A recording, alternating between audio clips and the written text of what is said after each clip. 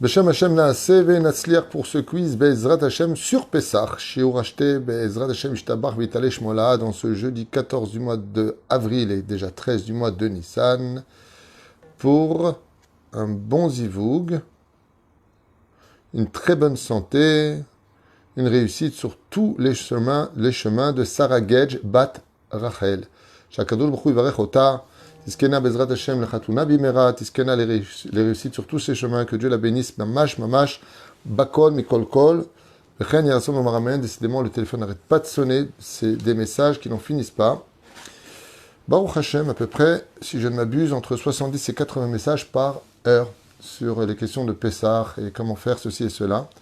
Merci beaucoup pour me donner autant de mérite, merci pour votre confiance. C'est pas facile, je vous l'avoue franchement, c'est beaucoup de shiurim commandés à la veille de Pessah. D'où le fait de vous saouler un petit peu. Mais en tout cas, Toda Rabba, cette tzadika, Sarah Gedge, Bat Rachel, pour qui on commence tout de suite ce quiz, en espérant que les bonnes questions qui sont posées, Bezrat Hashem, animeront grandement et de façon merveilleuse votre Seder de Pessah. Vous savez qu'il y a plusieurs façons de faire passer la Torah, et une des meilleures façons, c'est de poser des questions. Il y a déjà 2 quiz qui ont été faits, et là, on attaque pour une vingtaine de questions, Be'ezrat Hashem, sympathiques, que vous pourrez noter doucement mais sûrement, surtout pour les pères de famille, pour lesquels c'est vraiment important de poser des questions. Donc vous pouvez prendre une plume et les noter. Citez des coutumes et des symboles du Seder qui évoqueraient l'esclavage d'Égypte. Alors qu'est-ce qu'on aurait donc comme symbole qui symboliserait l'esclavage d'Égypte? Alors première réponse, vous avez la matzah. Deuxième réponse, donc qui représente ce que nos ancêtres mangeaient en Égypte, parce qu'il faut savoir que pendant 210 ans, on mangeait de la matzah en Égypte. L'eau salée qui symbolise les larmes, bien entendu, dans lesquelles sont trempés le céleri, pas simplement les larmes de Yosef, mais les larmes qui ont été versées par les Hébreux en Égypte, leur souffrance incommensurable. Et pour finir, le maror. Et maintenant, si on prenait des symboles, deuxième question, sur la liberté, Bénéchorin, quels sont les symboles que nous avons? Eh bien, la matzah qui a été par contre, elle, symbolique de la sortie d'Égypte. Le fait qu'on s'accoude sur le côté gauche symbolise aussi la liberté. Les 4 coupes de vin, ben oui, pour trinquer, pour se souvenir de la sortie d'Égypte, et les 4 léchonotes, c'est-à-dire les 4 formulations de la Torah qui représentent la libération.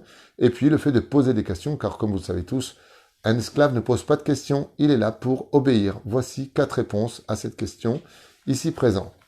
Ensuite, encore, combien de fois devons-nous tremper notre nourriture pendant le Seder de Pessah? Réponse, 3 fois. Une fois le karpas dans l'eau salée, le maror dans la charoset et le korech dans la charoset, c'est le sandwich, dans la charoset, ce qui fait que 3 fois on trempe dans le Seder de Pessah. Que consomme-t-on en guise de dessert? Ah oui, c'est ça. Qu'est-ce qu'on pourrait... Donc les questions par contre ne sont pas de moi, elles sont d'il y a à peu près 2 ans en arrière, je ne sais pas de qui elles sont, il n'y a pas de titre ici, mais c'est pas de moi, c'est des questions que j'ai prises sur internet. Comment appelle-t-on le dessert de façon symbolique du Seder de Pessah? Réponse, la ficomane, puisque c'est avec ça qu'on doit rester le dernier goût dans la bouche. On avance dans les questions qui sont posées, Bezrat Hashem. Donc je les ai quand même sélectionnées, pourquoi ne citons pas la bénédiction avant la lecture de la Haggadah, comme on le faisait pour la lecture de la Megillah? Réponse, parce qu'il y a une multitude de réponses parfois complexes à cette question classique. C'est une mitzvah qui est sans limite. La Megillah commence et finit, mais la Haggadah de Pessah, Kol, Amarbel, et Saper, Mitzrayim, Arezem et Shumar. Et la bracha ne peut se dire que quand on a un début et une fin, ce qui n'a pas de fin. Deuxièmement, la lecture de la Haggadah est une forme d'étude de la Torah, couverte par la bénédiction sur l'étude de Birkat HaTorah. Parce qu'on a déjà dit la bénédiction sur la Haggadah de Pessah, puisque tous les matins dans Birkat HaTorah, on dit Asher Bachar Bal Mikol Ami Benatananu et Torato Baruch Ata Hashem, Noten HaTorah. Étant donné qu'on dit la bénédiction le matin de Noten HaTorah, c'est la bénédiction qui vient aussi couvrir la Haggadah de Pessah. Donc pourquoi est-ce qu'on ne dit pas la bénédiction? Parce qu'on l'a déjà dite le matin. Parce que la Haggadah, c'est l'étude de la Torah. Féméode. Autre question. Bezrat Hashem. Y a-t-il une heure limite au-delà de laquelle il faut interrompre le récit de la sortie d'Égypte et ses commentaires, selon le Shulchan Aruch? Est-ce qu'il y a une heure précise où on doit arrêter? Réponse, oui et non. l'heure prescrite pour arrêter de parler des miracles incommensurables que Dieu a fait le soir du Seder de Pessah, la réponse du Shulchan Aruch est jusqu'à ce que l'on s'endorme. Et c'est la réponse à donner. Il y en a qui disent jusqu'au matin, mais la réponse ad shiradem, jusqu'à ce qu'il s'endorme. Yefemeod. En quelle année hébraïque et séculaire ont eu lieu la sortie d'Égypte et le don de la Torah 50 jours plus tard? C'est une question un peu difficile, mais je trouve qu'elle est importante de le savoir.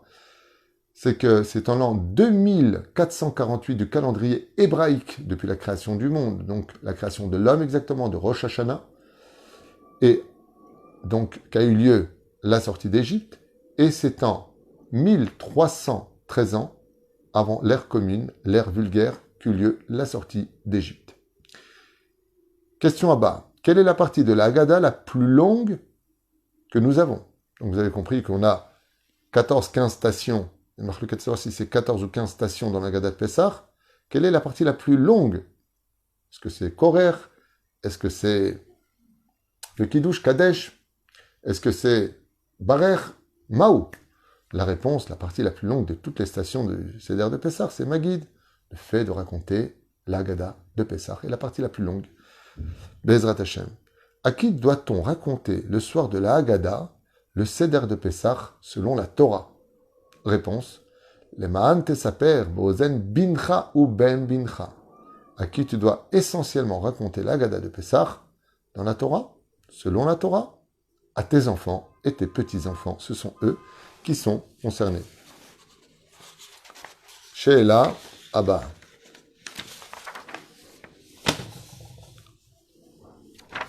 Quel est le nom du livre que nous utilisons pendant le Seder? Comment s'appelle le livre? Question pour un enfant, bien sûr. La Haggadah. Question à bas. C'est des questions simples, mais des fois les gens réfléchissent beaucoup et répondent à côté. Manienne. Quelle est la plus ancienne cérémonie religieuse de l'histoire de l'humanité du peuple d'Israël en vigueur encore de nos jours? Réponse, bien sûr. Le Seder de Pessah qui a évolué donc dans sa forme et qui a plus de 3300 ans réunis pour les familles racontées. Donc, quand est-ce que ça a lieu? Il y a 3300 ans. C'est fait alors ce que j'ai lu? Il y a une mauvaise réponse qui a été donnée ici, apparemment. Top, je ne reviendrai pas dessus parce qu'il faut avancer. Quels sont les 3 mitzvot de Horaïta? Ça, c'est intéressant. Par contre, quels sont les mitzvot de Horaïta? Oui, c'est ça, le Seder de Pessah, c'est pas il y a... C'est pas ce que j'ai eu tout à l'heure. Il y a 3300 ans que ça a eu lieu. Ok, je reviens en arrière. Top, il y a une marloquette. L'homme échané. Quels sont les 3 mitzvot de Horaïta pendant le Seder de Pessah? Quels sont les 3 mitzvot prescrites par la Torah que l'on va pratiquer pendant le Seder de Pessah? Petit 1, il y a 3 réponses à donner, les 3 mitzvot donc. Raconter la sortie d'Égypte, c'est une mitzvah tassée de la Torah. Manger kazaïd de matzah, c'est la deuxième mitzvah. Et réciter le Birkat Hamazon, Bezrat Hashem, c'est la 3e mitzvah. De Horaïta, Bachalta, Vesabat, Overachta. Car à l'époque du temple, il fallait aussi manger l'agneau pascal. Donc si le Seder tombe à vendredi soir, ce qui est notre cas, la récitation du Kiddush est aussi Deoraita, ce serait le 4e, le soir même du Seder de Pessah.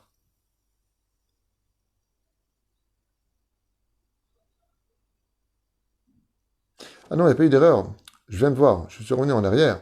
C'est à partir de quand? Au début de l'année. Là, je parle par rapport à aujourd'hui, il y a 3000 et quelques années. Mais par contre, du début de l'année, c'est il y a 2448 ans. Parfait. Il n'y a pas eu d'erreur dans les questions. Qu'est-ce que représentent symboliquement les 3 matzot? Qu'est-ce qu'elles représentent? 3 réponses à donner. Cohen, Lévi, Israël, Abraham, Yitzhak et Yaakov, et les 3 mesures de farine qu'Abraham demanda à Sarah de préparer pendant que les anges étaient venus les visiter, tout simplement. Qu'est-ce qu'on doit casser à table le soir du Seder? Certainement pas les pieds des autres, et encore moins la tête des autres. Et là, tout simplement, la matzah du milieu qui se casse pour en créer l'afikoman. Pourquoi a-t-on la coutume de placer l'afikoman dans une pochette ou dans un foulard? Pour éviter qu'elle ne se salisse, petit 1, petit 2, pour éviter qu'on ne la mange par mégarde avec les autres matzot.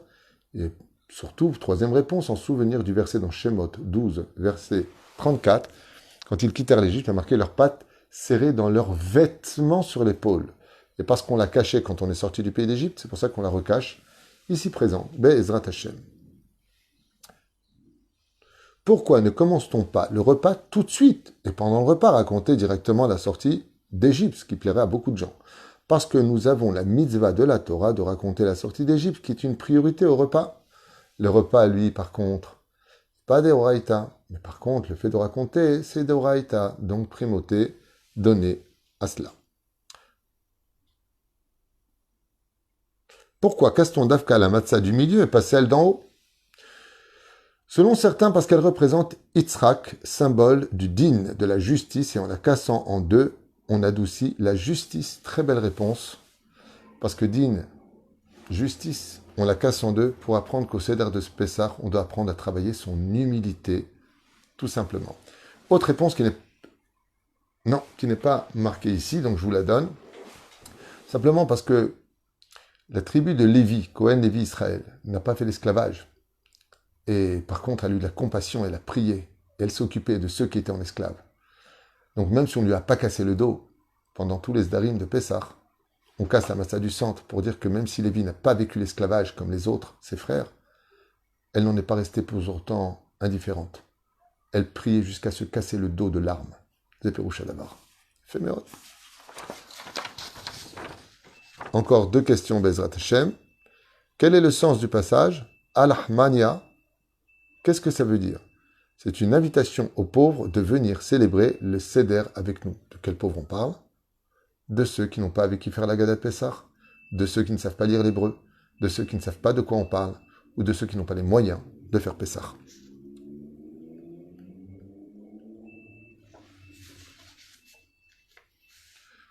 Qu'est-ce que la mitzvah de Kimcha d'épiceras? Qu'est-ce que veut dire Kimcha, Kemach, donc farine, d'épiceras de Pessah?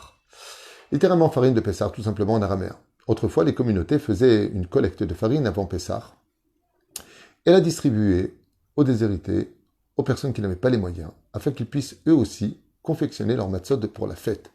Aujourd'hui, Kimcha d'épiceras consiste à donner de l'argent à des fonds charitables, donc associations sérieuses, qui vont redistribuer intégralement cet argent avant les fêtes, afin que tout le monde puisse en profiter et avoir le nécessaire pour faire la fête de Pessah, Kedat Moshe Israël, d'acheter des matzot, du vin et de la viande.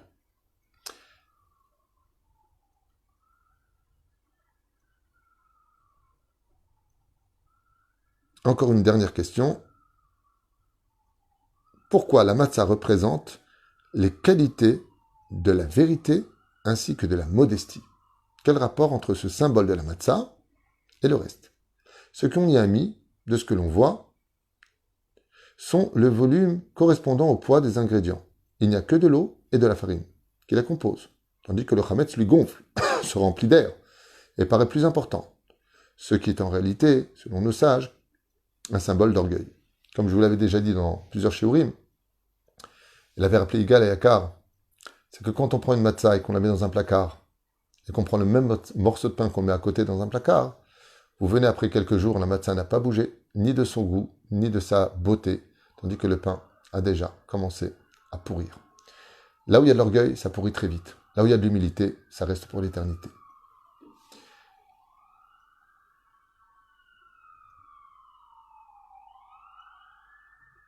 Qui a priorité à table pour poser des questions? Qui est celui qui est prioritaire pour poser des questions dans le Seder? Il y a plein de monde à table, papa, maman, les enfants, les petits-enfants. Qui? Réponse, le plus jeune des participants qui pourra poser la question, à priorité sur les autres. Moi, je vais poser la question. Manishtana la elaïze, mikol alelot. Pesar kasher et sa mère. Et une grande atzacha pour Chod Tzedek. Bezrat Hashem, pour qui ce shiur a été Bezrat Hashem acheté. Que Dieu te bénisse. Sarah Gedge Bat Rachel, et merci pour ton soutien, pour tout ce que tu fais. Que Dieu te bénisse sur tous tes chemins. Bezrat Hashem, Kol Tov et Litraot.